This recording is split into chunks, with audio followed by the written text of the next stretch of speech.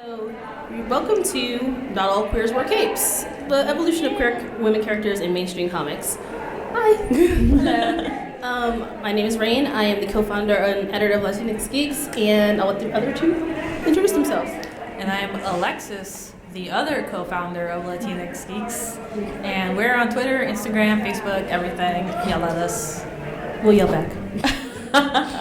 My name's Ishoke. On the internet, I'm Queerly Fantastic. I'm a cosplayer and facilitator from Brooklyn, and I also host a podcast called Cheers and Queers, which is a boozy podcast about Black queer life. Okay, so if you have were in our previous panel, we kind of get a little ranty, a little rambly, which is how we normally are. We're going to try to be a little bit focused, but basically we want to do this panel to be, it's a brief history, because if we tried to do all queers from the conception of the very first one all the way up till now, we would be here for years, literally, which is good. We could do a whole con just on that. We could do a whole con on just queer comics, which will flame con, no, but yeah. Well. But, so it's going to be a brief history. If we do miss your favorite character, don't worry, we'll open up the floor for you guys to bring up your favorite characters. We just want you to know that it's going to be a little narrow in scope a little bit, just because we wanted to not make this 4 hours long. So, our panel basically says, Valkyrie, Persephone, America Chavez, Karolina Dean, Joe, Thunder, from all ages comics to Black Bag Secrets, queer women are all over the pages of your favorite comics. I don't know what's happening over there. Are they okay? They do. They're chanting together. I'm a little worried about them. So, our first section, I guess you could say, is. And I guess I should cut this up. Well, I mean, like, for those who can see. It's okay. It says, is she? Phase 1, is she? Is she? We're basically subtext and implied sexuality in comics. So, yeah. So basically, this part is going back to the beginnings of superhero comic books. So mainly we're focusing on the big two, so Marvel and DC, stretching from about 1940s to 1980s. And it's characters that are not stated as queer. Even today, they might not be. But when they were first introduced, they might have like looks with other female characters or an implied sexual relationship, but they're never going to say it because that was wrong, and they won't do it. And one example that we had for that is Wonder Woman. Yeah. I mean, come on. She's, an Amazonian who lives on Themyscira, an island full of women, but we're supposed to believe that none of these women have ever had any sort of sexual relationship with each other or ever. Romantic relationship until Wonder Woman discovers this guy who's like, she's like, is this what feelings are? Like, really? That doesn't work. And I mean, throughout her history, there's like some hints and stuff. But it's really not until about 2 years ago that one of her writers is like, yeah, she's bi. And we're like, well, we knew that, but you guys never said it, so you just have to keep hoping and dreaming. So that's phase 1. It's usually the older characters that were with, like, during that, the Comics Code era where you couldn't have gay people, you couldn't even have black main characters pretty much, and all those roles that encompassed it. So that would be about the 1940s to the 1980s. Mm-hmm. That's a long time to be sitting there side-eyeing some girl and like glancing, making eyes at him. Yeah, the wink-wink, the nudge-nudge, like all those types of things. Another character we brought up, which we literally wrote on my little outline here, where to put Mystique. The main issues with her is that she was created in 1978, and even as early as in 1980, the character creator pretty much said that he always envisioned her to be with Destiny, and for Destiny and Mystique together to be the parents of Nightcrawler.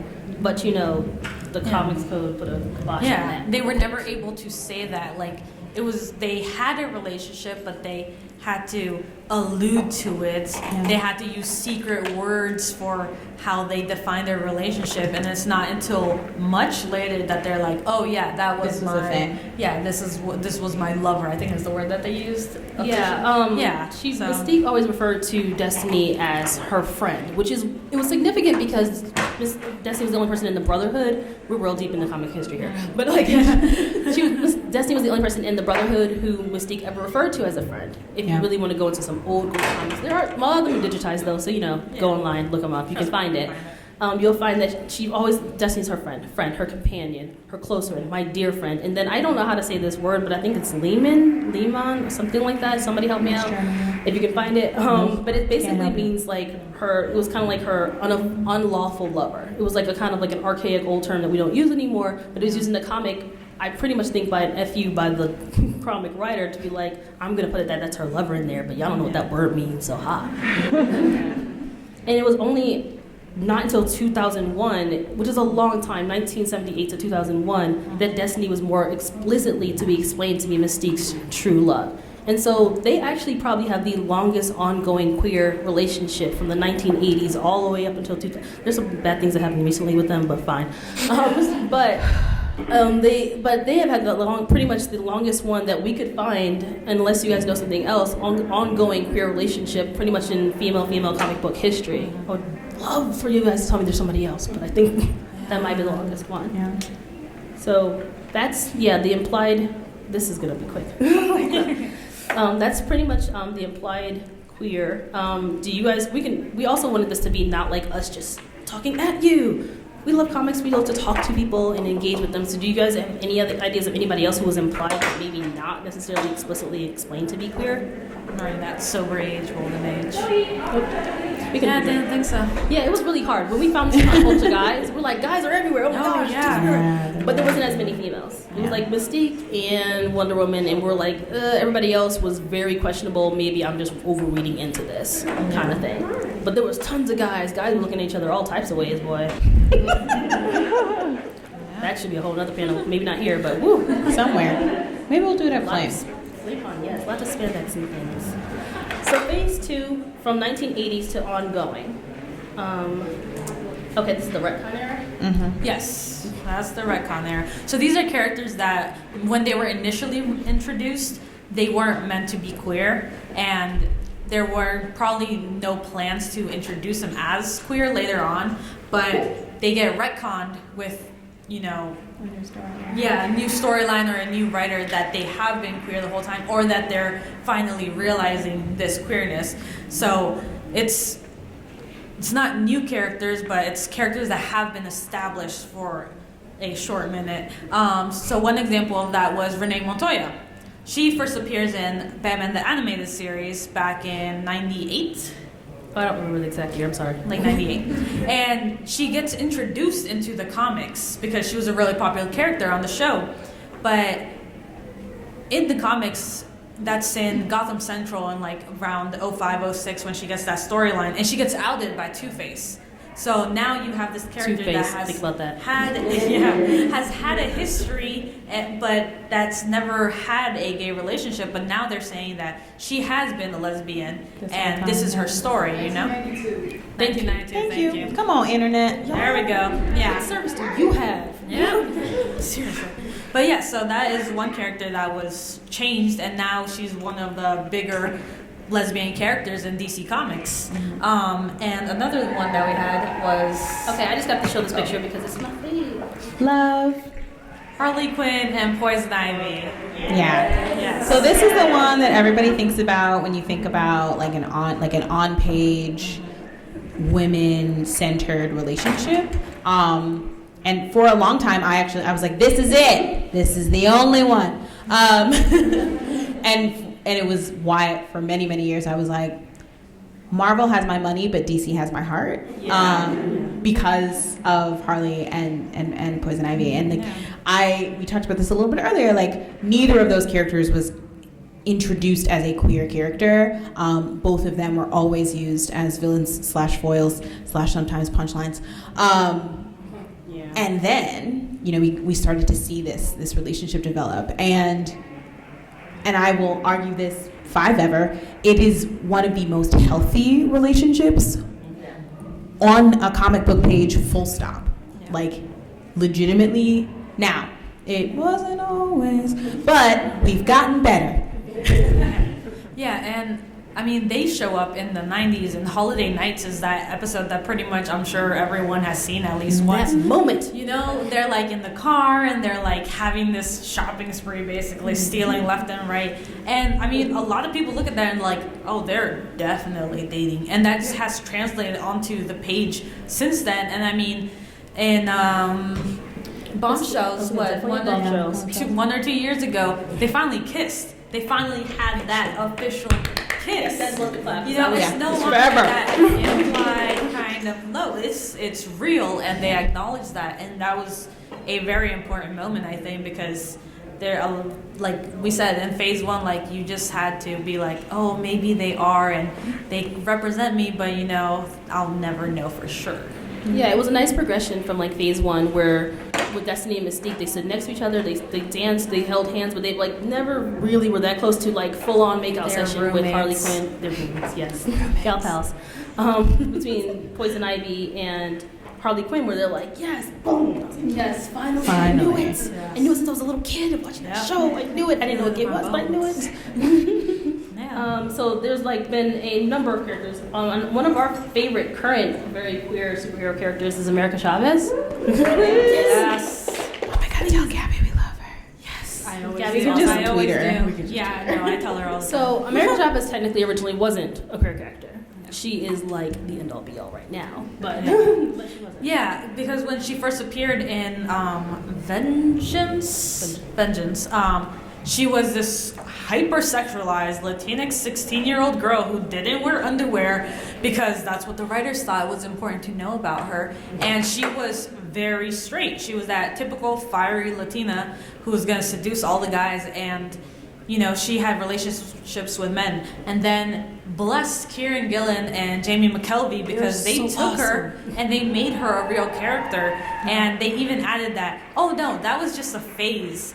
The being with boys was a phase. I am very hella gay, and it's amazing. But she's a character that initially she wasn't supposed to be gay, and then someone else took her and was like, we can do something better with this. We can make this a character that people relate to. And they did an amazing job with it. First of all, she's no longer that fiery Latina, hypersexual, yeah, hypersexualized. Like, no, she's a real character, and yeah, she has her heated moments. But she's like, come on, she cried when it was like, love's gonna save us all. She was crying. She's very emotional. She's a and, cornball that will punch sensitive. you in the face. Yeah, exactly. That's important because that's me. So, yeah, so that is one character that has only gotten better since then, in terms of showing her in relationships and having female friendships and all of that, and having 2 gay moms. Let's go! Come on, Awesome. So yeah. Okay. So. And that was pretty much 1980s to ongoing. And we put ongoing because we don't know what the writers are going to do next. They could take any old character and make them in Redcon and make them gay, which, you know what, we're not against. We're getting a lot of pushback from the story community, but the rest of us are like, do it. And we can just stay mad about it. Captain Marvel. Look. Also, we are now accepting fanfic. Fanfic recommendations, we are there. Just send it to us. We all read it. I guess that's sad. We just admitted we all read, but we do. You know what? We read a lot of fanfic. I don't. I mean, what? Fanfic. Please, What yeah, is she that? has lists. Yes, I'm telling you, but it's okay. So we will take your fanfic recommendations, and also, like, you know, let us know. Give me a genre because I need to know. Right? Yeah, you got it. I need some. So that's 1980 to ongoing because we're not exactly sure what people are going to be doing next. Hopefully, some more of the big 2 characters will come out as queer. Maybe some more will come out as genderqueer. We just need more queer characters. Yes. And then our next phase, again, the slideshow was cute, but it's gone. So, but next phase is pretty much, I think I called it "Give Me All Your Queers." Yes. Yes. The 2000s to ongoing. I've heard it described as the Renaissance, like the period we're in right now in the comic book era, or the golden era. Not the golden, but like this is a golden era to be writing comics because the gayness is out there. And when I say gay, I mean queer too. Like the queerness is out there in all shapes and forms.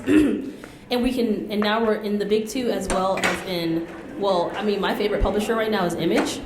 because they were just like, yes, I'm gonna make money off these queer people. We're gonna give them all the queer, and we're gonna keep giving them our money. I will. Yeah. So we have characters like the character like Kim and Kim. In comic books, like the Kim and Kim. Yep. Kim, and then Heathen. I mean, come on now, y'all, badass Viking, lesbian. Like, let's go for it. And then one of our favorites. I mean, we're really, really biased about this. I'm not even gonna lie. Wicked and Divine is like Wicked and Divine, one of the best comics out there. And this era really is about these not established characters that are being introduced as queer. Yeah. There's no like, oh, maybe they could be down the road. No, when these characters are introduced, that is already a part of them, a natural part of them. And this is also characters like Batwoman. When she was announced in 2006, they said this is gonna be Kate Kane, and she's a lesbian. And that is who she is, and she's gonna have relationships with women like Renee Montoya and Maggie Sawyer, and that was who she was. It wasn't, we didn't have to wait for that. And same with Wicked and Divine. All those characters in there, I'm pretty sure every single one in that pantheon is queer on some level. And it's just each other like crazy. It's just a part of them. Like it's not this big like focus or fanfare like, oh my gosh, we have a queer character. Yeah. It's they all are, and that's cool. It's just the way that they show it. And I think it's so important.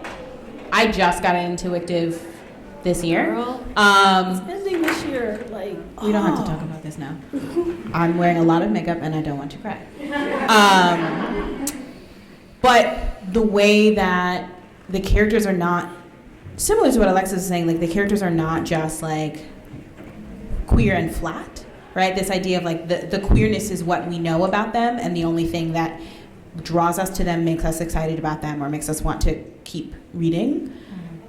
Queerness is just a part of the way they show up in the world, and while that is engaging, it is not the only thing that anyone ever talks about. And like that is so refreshing to read on a page about A, about anything, but B, about a pantheon of gods. Like, what?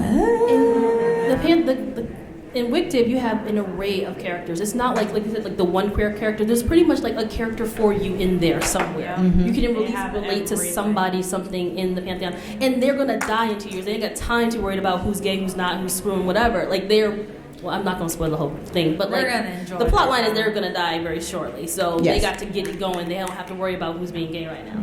So and there's all types of. There's a trans character. Stay tuned for my Lucy cosplay.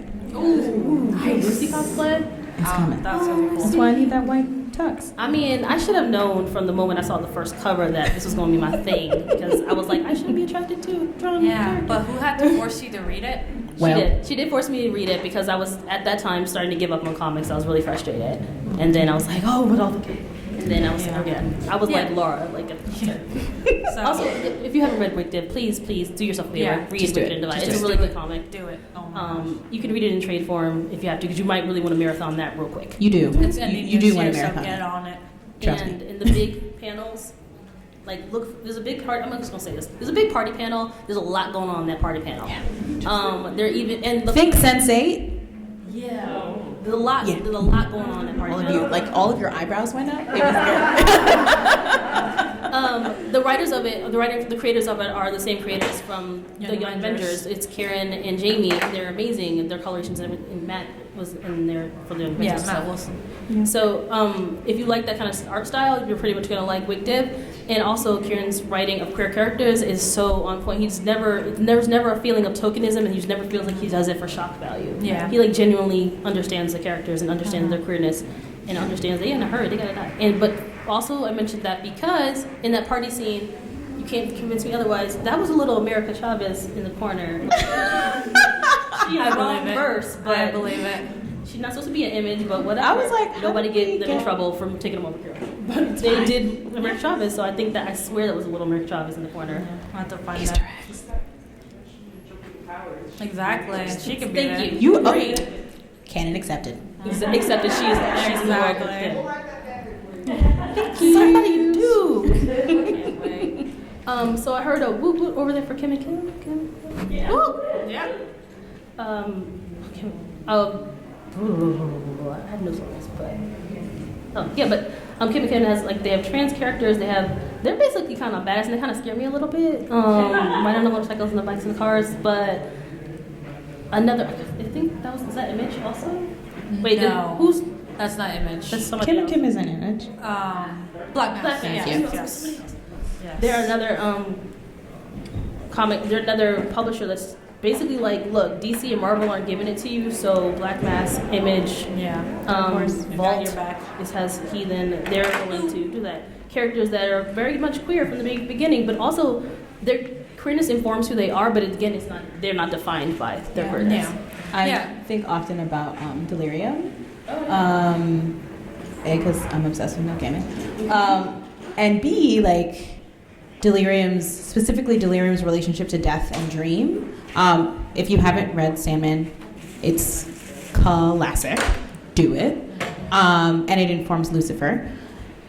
So, do that too. But the ways in which we get to see death, dream, and delirium, who, delirium is like explicitly queer, and spends a lot of time playing with their gender and playing the way they show up literally on the human plane. And while death and dream do that less, they both have really, both of those characters have really beautiful relationships to gender and also to love, right? And the way that they conceptualize love and relationships, A, because they're gods, but B, because they see relationships and love in a very different way than destruction, despair, and the other gods in that particular pantheon. That was a real nerd deep dive. I'm probably under the table somewhere. But if you haven't read Sandman, and Death and Lucifer, just go do that. And we would be remiss to be at this con, especially with the fact that they're here, without mentioning Karolina Dean, who, from the very beginning, was a queer character. Her and Nico. Oh my gosh, it's been so long. I'm so happy.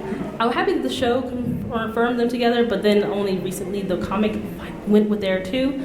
But she's also a character who was queer from the very, very beginning. But it was also, again, an early 2000s kind of thing. So only recently admitted teenage character struggling with her queerness, struggling with the fact that, well, her parents are evil. But are they evil? I mean, they weren't that bad in the comic. I mean, her parents in the show were but in the comic they weren't that bad in the comic. I don't know. Y'all can disagree with me. Y'all can think they were terrible. They were still killing people. I mean, look, they had the stone monsters, man. They had look. The Gaborim? Yes, the Gaborim was coming for them, and they had to. They had to do something. People. Somebody had to go, and it wasn't going to be them. They made the deal with the Gaborim because they wanted power. Who's talking about? Sorry. Yeah. They wanted power and recognition. See, they were greedy. Okay, look. Focus on Capitalism got everybody fucked up is the TLDR of legitimately all of Runaways. It's just capitalism. Alien capitalism too. I guess you know what? Nico would be a character. Nico's a character I have struggled where to put her too, because I'm was she retconned, or did they always think she was gonna be queer, but they just kind of shied away from it until recently? So open up to you guys. What are your opinions of Nico? I love Nico, by the way. Side note, she's been queer in my heart for the entire time, but the way she was written in the comics, I feel like she just had that panic and she didn't know what to do with it, and so she pushed it away. And I like how years and years. Yeah, I don't know. I didn't read Nico as queer initially. And then I watched the show and I was like, oh, yes. So yeah, I don't. Most of what was important to me about Nico's character was the way that she was conceptualizing or dealing with relationships, being in relation to other people after this sort of intense grief that she manages all the time. And so I didn't even think about queerness because I was like, she just needs a hug, y'all. She just needs a hug. I don't know. Maybe I'm just always thinking everybody's gay, but that's just me. I mean, I walk around with rainbow-colored glasses.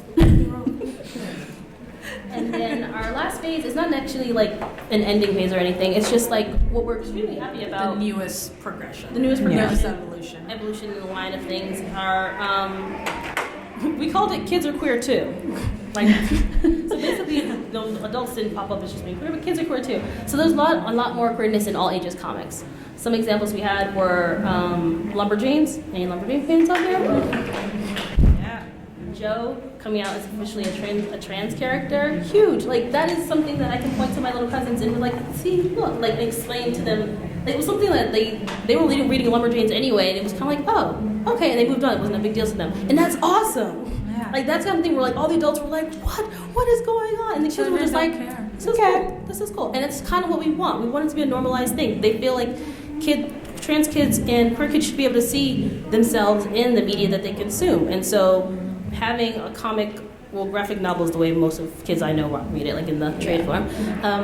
Like Lumberjanes is huge. And then there's Mal and Molly. I never have to actually say these names, I just have to read them. And I knew something was up with them before they came out because they were always like standing next to each other in the panels. They were always like holding hands. I'm like, y'all, what is up? And then they finally came out and they were actually dating. And I was like, I knew it. And it also made me feel better for reading an all ages comic because I was like, maybe. The guy at the store was like, why are you in that section? Don't judge me. It's getting my gem too, so don't judge me. Don't judge me. Yeah, that part is, I think, one of the most important phases that we're finally going into because it's taking queer relationships and saying, this is not only for adults. This is not always sexual. Like, this is a normal thing. People have these relationships, and it's okay for kids to see them because they might see themselves or they might see others, but it's important for them to see them.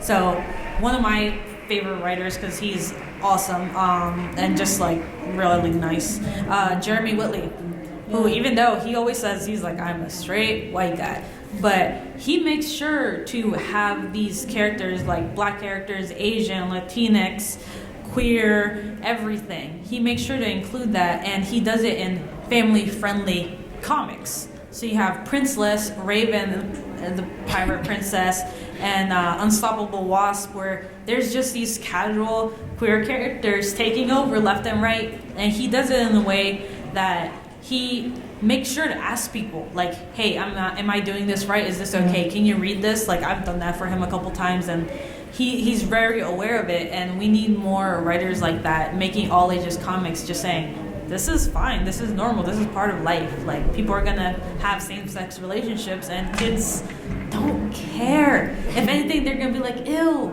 And then they see a straight couple kissing, they're really, ew, stop. Yeah, I think that's the big, so I was a sex educator for a long time, and now in my Muggle life I do a lot of reading and working with teachers and administrators on like creating safe spaces for LGBT youth, and I use pop culture as a lens to do it. And having all ages comics that have queer characters has been a game changer, because for so long the excuse that teachers and administrators would give me as to why it is they weren't including queer material in lesson plans and in just stupid things like posters on the wall was because like, well, that it's inappropriate for the age group, right? And like, mind you, I program to middle and high school students, right? We can get away with a lot in high school. We can get away with a hell of a lot in college, but middle school, there's laws about what I can talk to a middle schooler about. And so having access to all age comics and being able to say, like, we're gonna use these panels and we're gonna talk about gender as a spectrum, and you have no excuse for not being able to do this with any single child who comes into your office, or as a larger program for creating safe space for youth in your entire school. And like, this is so, and I am not an all age comics person, but now I have to read them because of my job. And I didn't realize that it was how it would feel for me to consume this kind of literature, even as an adult. And it has made like the way that I conceptualize writing curriculum and writing programming for adults completely different, because now I don't have to like play these games, or as my kids love to say, these reindeer games, when I'm coming up with material for educators and for administrators to be like, I know you don't get it because our like adult brain elasticity is a struggle, even though that's not true. But here is a concrete example that your kids are going to want to interact with, and that you cannot say that you don't understand. was the last phase. So we basically after this wanted to like basically open up the floor to you guys to have just an open discussion about comic books. So like, what comics are you guys currently reading, or like what comic did we miss your favorite character? There's a bunch of people on here actually. I'm looking at it like we did gloss over a bunch of our own. My bad. Yeah, Valkyrie. Sorry. Valkyrie. No, We're so sorry. she's so bad. She's so Who? bad. Dr. Annabelle Ray. Yeah. No. Yeah. They kissed. That's right. 05 Defenders. They kissed. You're right. Finally. So, but that was a retcon. Definitely, because when she first appeared, she wasn't imagined as being queer, but as time went on, you know, she's got the looks and she's got everything, and then the big kiss, and now we got Tessa Thompson telling everybody that she's bi, and it's fantastic. You know what? Also, if y'all haven't seen Janelle Monáe on the cover of them, just go on ahead and do it, because first of all, you too will be singing the slow gay whale song that I've been singing all day, and and it's just good for your life. And you can just keep watching her really cute Instagram stories with Tessa, because They're adorable. They're precious. my heart. Yeah, like any other comics. And that she could- should be Dazzler. That's all I'm saying. Well, She would also awesome. Yeah, good. So you guys were talking earlier about images for youth and these images being brought and books made for young kids, not just graphic novels for adults in adult context. So are there any kind of starter platforms or graphic novels that you would recommend for early readers to help, especially Our daughter's 5. our daughter's 5, Ah. her cousins, but young girls of color, to get them into this world and make them feel Specifically with whether graphic or not novels. it includes gay moms or not, Yeah. it's a bonus, but just to make Yeah. them feel included in this world for early readers, whether it's us Like- reading it or her. With you guys, if you're willing to read it with her, I would say Lumberjanes. Lumberjanes in Moon Girl and Devil Dinosaur. yes. Like Moon Moon Girl, Girl. Devil Dinosaur. I believe it's canon that she's the most brilliant She's- person. yes, she's the She's the smartest person in the Marvel universe. And she's a little black girl. I'm like, yeah, you get it. And she's Red got Dinosaur. a really cute afro, and she has a dinosaur! I mean, she has a dinosaur. The double puff afro puff. So that would be one that's really big. I mean, it's not necessarily queer, but it's still an awesome one to get kids into like seeing Themselves. comics. It's just Yeah. There are a couple of, I know The Root just published a list of young black queer books. Like one of them's like, I think it's actually just called Pride. There's several like books for like, I think 3 to 5 year olds. So I think that's on the one's on The Root, and I think the other is on. Oh, my brain's blacking out. Huff Black Voices.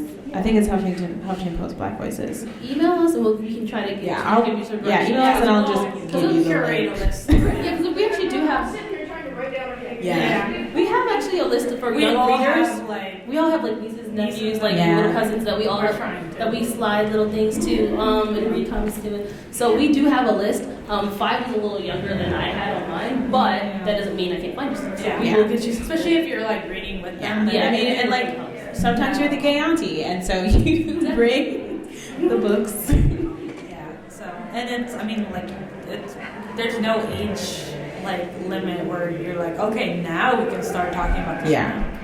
It's, Sure. Just because a lot of the stuff I read is a little, has too much violence and yeah. No, that's real.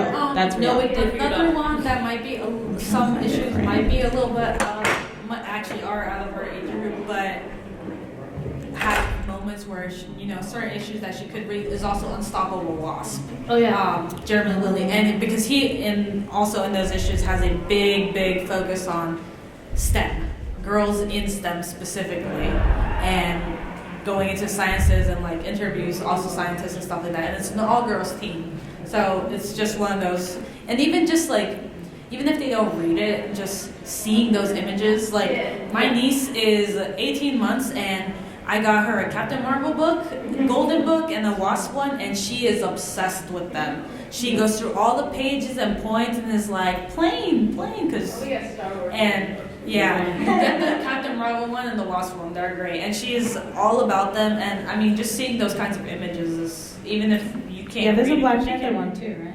Yeah, there's a He's bunch. so cute. There's a bunch. But yeah, I mean, it's those images are important. And Yeah. sometimes that's all it really takes. Oh yeah. See, I was like, I know I got this list somewhere. So it's a really cute one. I actually read this one. It's for ages 3 to 8 called Annie's Plaid Shirt. Yes, yes. There's another one. No. And Tango Mix 3. Mommy, Mama, and Me. That's Leslie Newman. She's great. Hurricane Child. Hurricane Child's a little older, but totally worth it. Bye, Valkyrie. This song's amazing. We're just gonna open it for like any discussion because we're just like been talking for a while. So like, anything you guys have to say? Questions, comments, concerns? I just wanted to say, you made some famous points from the big ones that I love from them for queer and representation is Bitch Planet. Yes. I don't know. How we missed. It's on the Sarah. thing. So yeah. This is why we need a PowerPoint. This is why I'm looking at a paper like the PowerPoints. I should try. Yeah. Yeah, Bitch Planet. I mean, come on, it's Kelly Sue. She's so good with this stuff. She's Amazing. very attentive to what kind of representation and how to put that into her stories and into her comic books. And Bitch Planet is just so good. First of all, just badass women left and right. All shapes and sizes. What? Like everybody don't have to be a skinny twig, y'all. And I think coming off of, so I read Why the Last Man, and I'm like, why are we talking about Asian 55? But coming off of Why the Last Man, I started Bitch Planet, and I was like, oh, praise God, because I thought I was just gonna be lost in this dearth of like no amazing queer femmes. Yeah, and it made such a difference, and like. At this point, I think I've talked to Brian K. Vaughan a couple times, and he once complimented me on my Gwendolyn cosplay, and I just felt really vindicated about every choice I've ever made in my life. And B, like he really talks about, and I think this is where you can see the difference in creators and writers, intentionally making the space for intersectional characters. And I think that's why things like Why the Last Man, Saga, Bitch Planet do so well, because the people who are creating them are like, I do not experience all the things of all the people. Let me ask for help. And it makes such a difference in the way that you experience those characters. Oh yeah, I am aware.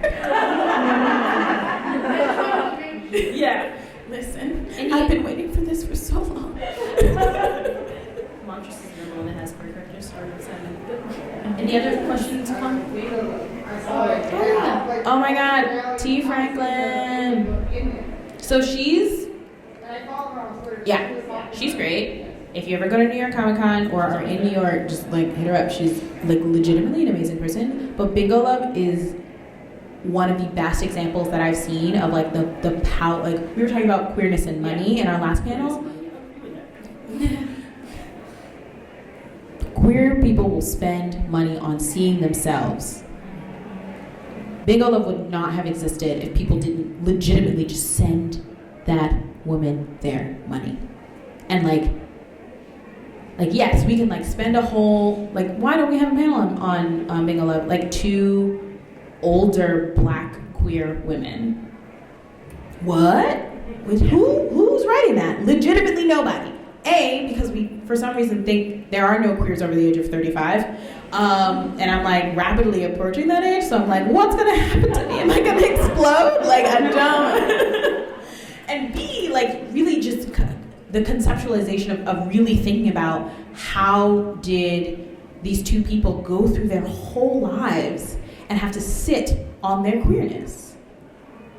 And how did it affect every single decision that they made? And how does it show up in the relationship that they have now? Go read Bingo Love. It's great. It's super cute. You're gonna cry. It's amazing. Also, give black women your money. Any other ones? Questions, comments? Good. Well, it's one that's doesn't shy. I kind of like to go through and read different comics, and from Image, it's called Hack Slash, and it kind of I've seen turns that the already. horror movie genre on its head.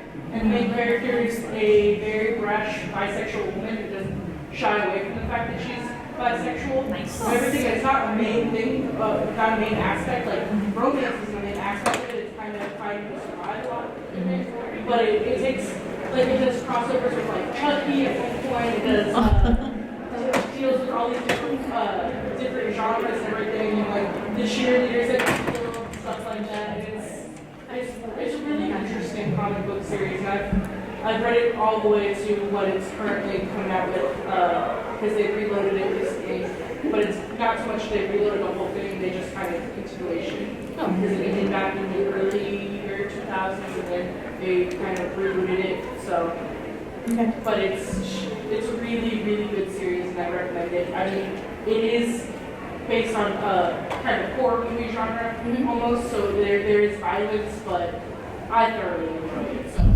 Awesome. We're like I said, we're taking your recommendations. I forgot to mention Motor Crush Yes. in there. Oh my gosh. And I think it's because like there's been like kind of like a hiatus period right now where they're kind of recouping and they're gonna like basically I think do it from now on as a trade. But Motor Crush is another one you guys should look into. She's pretty badass. And it stars what's basically the protagonist is a person of color. So I mean like okay, yeah, we're advocating for that a lot. But yeah, and We have to. we have. It feels we don't talked do about it. this actually earlier. We feel like we can't. We have to talk about it a lot because if we don't talk about it, nobody else will. And if we don't keep advocating for it, just like we want queer people, like queer comics. If we don't keep talking about it, nobody else is going to do it. Right. So I mean, yeah, people are like, well, why don't you make your own? Because I can't draw, so I can't make my own. So I'm gonna need people who can draw and write to draw these things, and I'm just gonna keep bugging you until you do. Right, and I'll give you my money. And that's another thing. We'll give I you will money. throw money at you. I will give you my money if you make the thing. Any other questions, comments, concerns, suggestions? I'm just kind of curious, like, I'd love to talk about X-Men and how X-Men tries to be an allegory for the queer experience, but already. And also all kinds of experiences. Yeah, and it's also kind of terrible at actually representing. Sure Because is. the people who are writing them are not representative of anyone but white cishet X-Men men. is like a painful. You know what? You were in our last panel, problematic case. That is X-Men. X-Men is a problematic. Why didn't we thing. talk about that? TV movie. Okay. Yeah. It's like that's But a X3 is just and a problem. TV.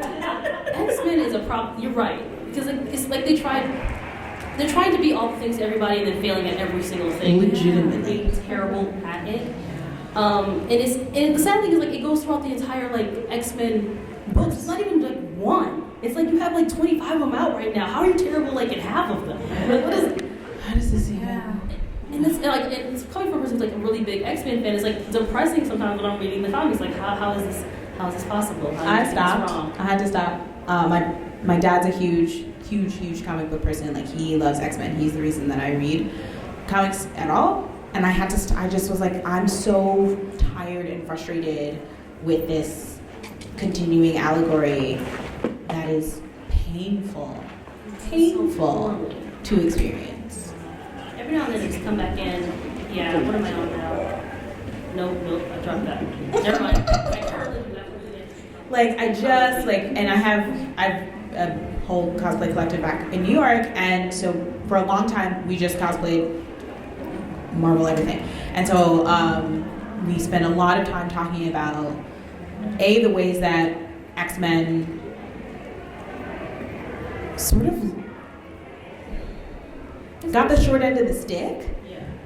When a lot of writers and resources were being put into sort of classic characters, X-Men didn't get that. And so, like, I think it was because the movie started tanking, and they were like, well, the people who like it are gonna like it, and we want to start doing some work with these other characters that maybe folks aren't paying attention to as much anymore.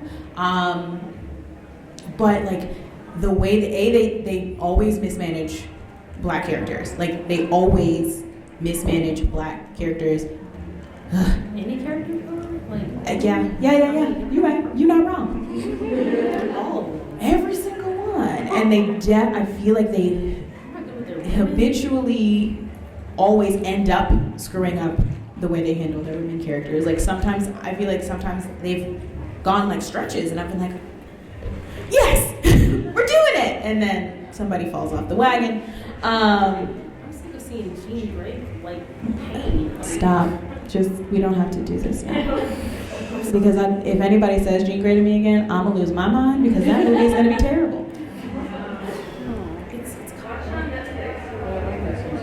I'm not gonna watch it. Like I'm not watching a damn thing of X-Men until I get a dark-skinned black African Storm. Like I refuse. We're not doing it. I'm done. And everybody can stay mad about it. Oh my god. Also, we can talk about her because like she doesn't, and we don't have to do this right now. Yeah. And X-Men, it also just in general falls in that wink wink nudge nudge era where this is obviously an allegory for marginalized communities, but they're not going to say that, and part of it is they can't, but they later have the chance to, and they still haven't gone like all into it, which I really think they should. I think it would make it a lot better, but it's still that, well, you know, like Iceman. Like, that was the weirdest thing ever. And I don't understand it, and I never will. No one's offered even close to a functional explanation. Like, not even close. Google the tragedy of Iceman. Yep. Time travel and bodies and mind reading. We don't try to understand what writers are thinking. So we just don't give them our money anymore. That's true. That's true. Yeah. Any questions for us now? I think we're okay. Any other? No, we got 13 minutes. Yeah. Oh, darn. I thought we were right after. No, it's done at 5:15. Yeah. Yeah, it's been a long day. That's true. Yes. Spider-Man super well, got the Oscar, all these things. And I love wholeheartedly Valkyrie. Oh my gosh.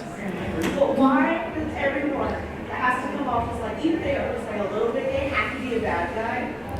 Do you want a thesis on that? Because being gay is bad. Therefore, to make these characters seem bad, they gotta be a little gay. Everyone's like that. So trying to represent everyone. Right. Yeah, I mean, that's why you have the characters like Maleficent, And Scar. Scar. They all have that queer coding. But why are they so attractive? Because they're queer? Because queerness is attractive. Yes. It's literally the it's answer. it's that like they're evil characters, so we have to We have to make them deviant. Yeah, deviant. And a way, qualities. one of the ways is like if you look at Scar, and I use Scar because the new movie's coming out. And Scar looks a hot ass mess in that fucking trailer. He looks like a real lion. But they could, okay. Yes, thank you. They could have gave him a black. I know They could have given him a black mane. They like the whole point, the way that they coded Scar was literally he had to be deviant, right? So he was a different coloration. His eyes were different. The way his body was shaped was different. Like there was a whole thing to show that he was different from Mufasa. Yeah. Same thing with Jafar. Jafar is significantly darker skinned than everybody else in Aladdin, except for Aladdin. There's some really interesting theories on the fact that on like Jafar not being royal and having probably murdered his way to the position that he holds. Is this me falling into a Tumblr hole? All right, here we go. Having probably murdered his way into the position that he holds with the royal family. But if you look at queer characters, they often are coded queer because they need to be deviant in many ways, and one of the ways is the way that they show love and desire. Yeah. And in the 1940s comics through the 1980s, I mean, although this is ClexaCon, we're focusing on women. That's what male characters were. If they were gay, it was because it was wrong. There was a problem. There was something wrong with them. Like that's how it was used during that period. Like it was a deviant quality, and it made you a bad person. They were always the villain, the bad guy. I also heard an alternative. I mean, all of this is very, very true. And we all know it's very, very true. I've also heard that for those creators wanted to actually be able to portray this kind of person on screen, the Hays Code and all this, that the only way they could actually get any sort of representation, it had to be the bad guy, because Which seems legit. I mean, and that still happens in comics because, I mean, currently there's a, not supposed to be spoken about, kind of maybe rule that it can't make new gay characters right now. They've got their main one, America Chavez, and they have their main ones here and there, but you can't have a main character in one of the comics be gay, which is why Kate Bishop, even though we all know she's bi or just straight up gay, can't be gay and can't have those relationships, and it's still a problem. Yeah, they never officially said like that's the thing, but it's been pretty much, for the people we know, like it's pretty much made very clear to them that none of your main They can do background characters if they want. These unimportant characters are going to disappear after this book, but it can't be a main character. But that's why they're just getting my money. Yeah. Or even if there's a universe that in some other universe they're gay. Some, like, even on TV shows, Avengers, they'll have, this one character died, but if they brought back Snart, like he's a gay from this universe. Yeah. That's a very common trope in comics. So we can get that one, but you can't have the one in the main character, like how on Mom shows Supergirl is the little thing, but not in the regular universe. Yeah. Like, what is it? Captain America and Iron Man are married in an alternate universe because Iron Man is a woman and people ship Captain America and Iron Man as in Tony Stark and Steve Rogers. So one way to do that was, hey look, alternate version, it's a woman. It's okay now. But I mean, it's like the alternate verse where like Wonder Woman is married to Superman, Superman's the president and happens to be black. Like, it's just, it's a way, I'm saying my favorite word of the day, it's lazy writing.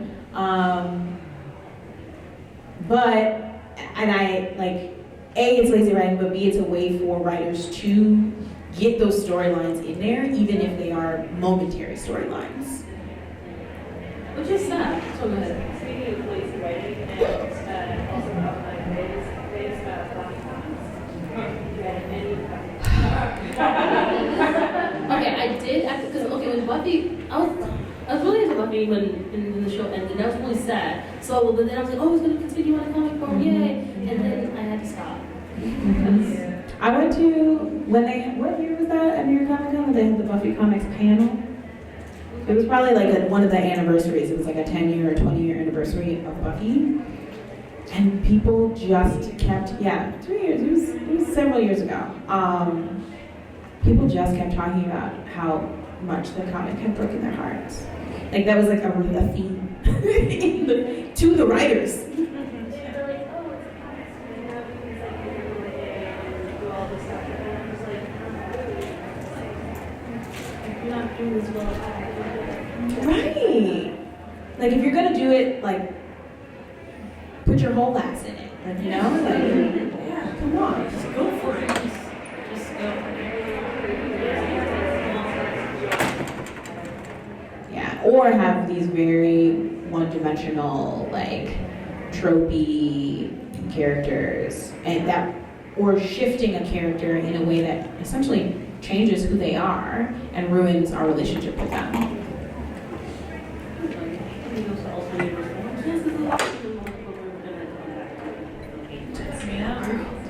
Everyone's straight.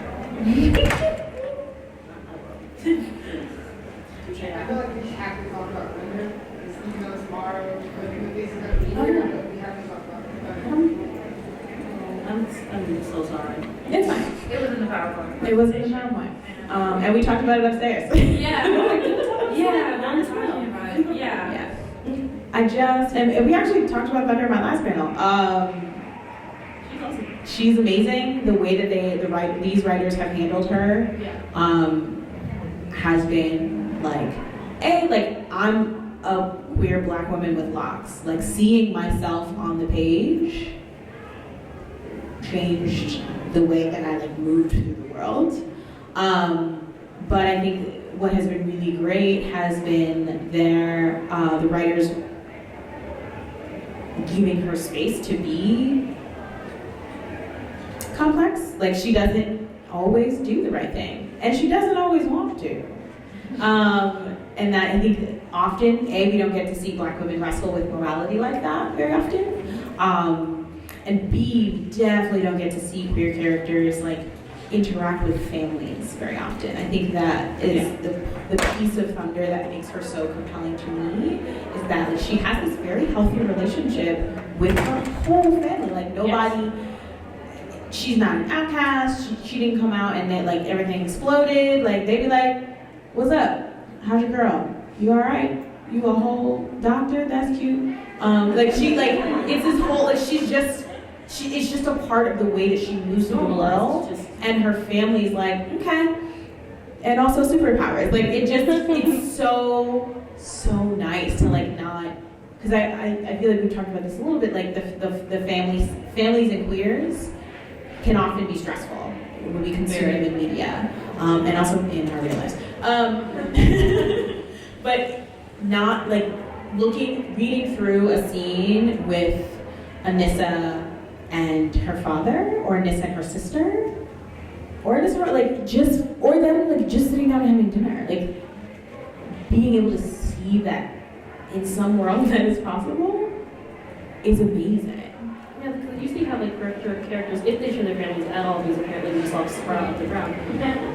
Trauma. It's always some type of horrible situation. I mean, death that is real to some people's reality, their families are not very accepting. And then other people who had great experiences, their parents were like, yeah, we knew what you were for, but we were like, we're just waiting for you to figure it out. Like, and then some people were like, okay, they didn't know, but still not a big deal. They just are totally accepting. And it's important to show the families where it's not like it's not always going to be fire and brimstone. It's always not going to always be like this thing that's going to break your relationship with your parents or your family. It's not going to be this horrible thing. And yeah, Thunder just being totally, absolutely, well, this, I guess, is amazing for our family is just awesome. Like, it's just amazing. And that's not something we see enough in queer characters, especially in comic books or in media in general. Yeah.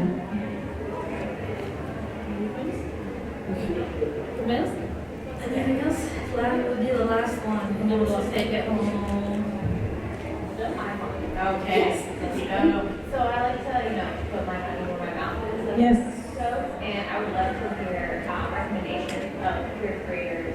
Vida Ayala. Yes. Vita's awesome. Vita's great. A total badass and awesome. Awesome. You gotta follow them on Twitter and everything and buy every single book. Give right now. them every single Yes, piece. they're gonna be writing the new Xena comic book. And also Shuri. Wild. Shuri's coming to Brooklyn, y'all. Vita's writing Shuri. I feel like we talked about this. All right, we can. I'm I'll figure this out this next week. So Vita T. Franklin. So she's got Bingo Love and also Juke Joint, which is a horror comic, and it's about Black women killing people who hurt them. It's great. Read it. Those are my. It's only on issue 2, so you can catch up. Oh yes. Magdalene We're fucking up in these streets. Kim. You're right. Yes, another queer creator. Yes. Awesome. I can't remember any other ones right now. This is so weird because we like ramble about this all the time. Now people are staring at us and we're You know what? We'll put the list on Twitter. Yes. Because Oh, my no. record no longer. I feel like we're gonna get like hit up by all our friends. Like, Jen Bartel, Yes. Chris Anka, Kevin Wada, yes. Yeah. Jeremy Whitley, even though he's not, but he writes stuff that's. Yeah, I was like, so Believe that. in this. Oh yeah, because my brain is supplying me with many characters or many writers who are people of color, but Gabby not Rivera. queer. Give Gabby all your money. Yes. She's Everyone. a total sweetheart. Oh my gosh. Oh my god. But like Black folks who like write queer characters, I'm thinking like Anne Page Jemison, Nadia Corfor, Daniel Jose Older. Yes. He read everything he's written. It's so good. Yeah. And he writes queer women so well. He writes queer women so I beta read for him and I'll be like, damn. fine. I'll text him.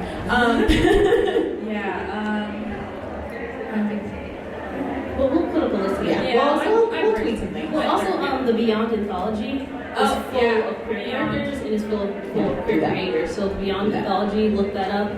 And then Look into Cataclysm Prime from Mindforge. They have several queer characters in that, and my friend Desiree is like the editor, and she's Let's read about that. yeah. All right, y'all. This has been real. We have another panel.